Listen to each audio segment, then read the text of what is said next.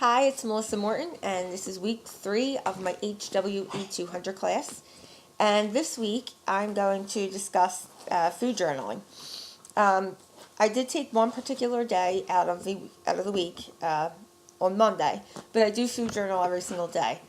Um, what I did was I did the food and mood page. So I wrote down every single thing that I ate, including my calories, and I categorized that into proteins, veggies, fruits, carbs, and fats, which I always do that anyway. And I went on the USDA government site, and I had the My Plate, and I put my calories to be like 1,800. So I came in at 1,754, so I was just shy of the 1,800. I was really surprised that they don't tell you how many calories that you burn as to the calories that you ate. So like there's no deficit. Um, so for instance, I ate 1754, but I burned 1,250 calories for that day. But there was no deficit. I was really surprised that they don't have that in there. Um, and I was also surprised by the amounts of things. For instance, I'm not somebody who eats a lot of dairy, and they have on there that you have to eat a certain amount of dairy, and I fell short on the dairy that I ate. Well, of course, because I don't eat that much dairy, so of course I'm going to fall short on that. As far as the grains, I'm a gluten-free person. I have been for 2 years now. I have a lot of problems with gluten, so that's another thing that I fell under.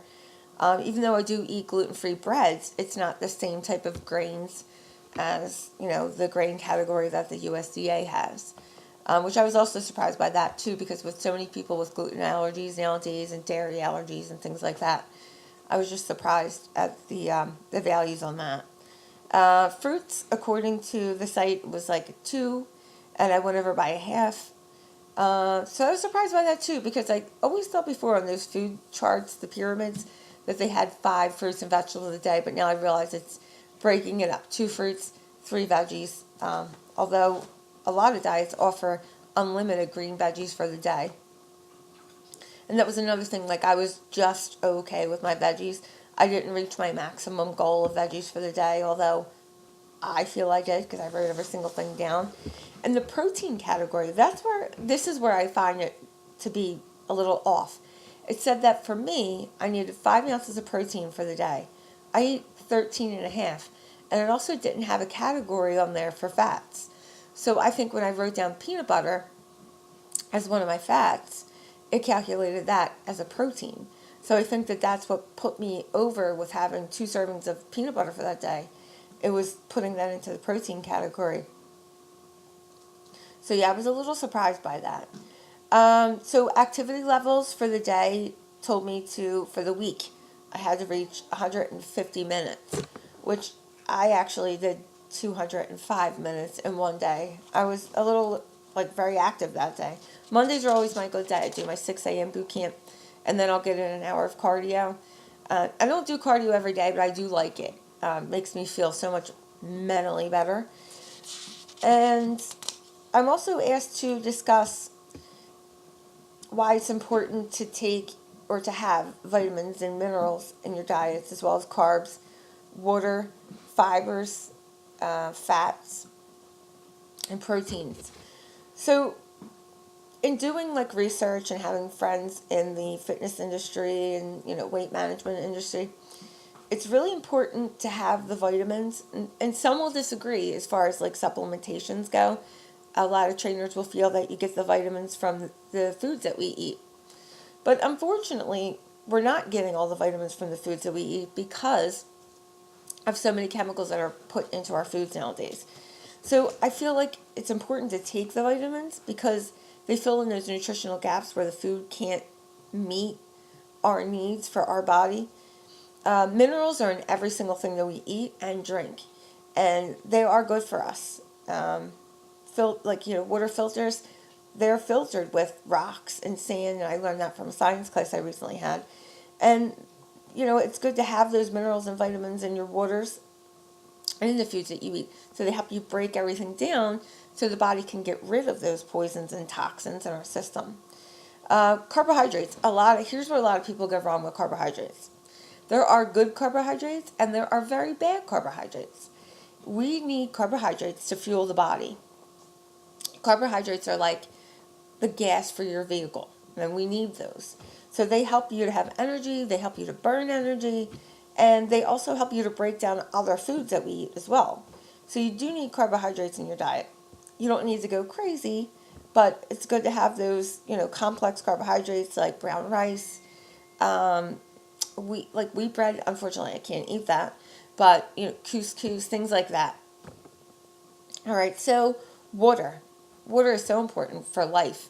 Our bodies are made up of like 100% water or whatever it is, and we lose a lot of that water when we work out, when we go to the bathroom, things like that. So it's always important to stay hydrated because water hydrates the body, keeps the skin looking nice, it gives you energy for the day.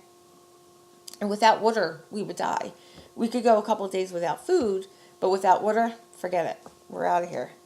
All right, as far as proteins go, our bodies need proteins to help us build strong muscles. Dairy can also do that as well, but a lot of people are dairy deficient and don't eat as much dairy because of fat. Let's see. Proteins also help you to curb your hunger. So if you're eating a serving of protein with a carbohydrate and a veggie, that will sustain your blood sugar right there. So that you do need the carbohydrates and the protein together. Maybe not so much the protein and the fat together because it makes it harder to break down the protein. Fiber. Fiber is very important for digestion. Also for keeping the cholesterol down, and it stabilizes blood sugars. It aids in bowel movement. It releases the harmful carcinogens from the things that we eat. Fats produce metabolic effects that are good for like lowering our cholesterol. Good fats. There's a difference between good fat and bad fat as well. You need fat to burn fat. You don't need McDonald's or anything like that to get your fat. You need good fats like avocados, olive oil, nuts, peanut butters, things like that to help you, egg yolks. Okay, and then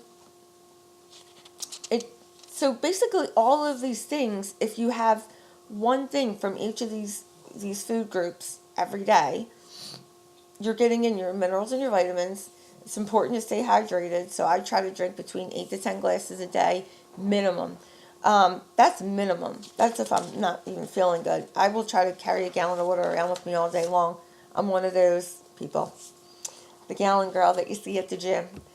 So I feel like I had a fabulous day that day when I wrote down everything that I ate. I don't think I have to go over every single little detail of what I ate, but you get the idea. So, keep in mind that like what you're doing, you feel is right. If you're gaining weight, go back in your journal and you'll see why you gained the weight. So it's very important to journal every single day for that. I always journal like somebody important is going to read it, like my doctor or my trainer, and I want them to tell me this is what you're doing wrong so you can get it right. So anyway, that sums up my week 3 journal, and I hope you've enjoyed and have a great day. Thanks. Bye.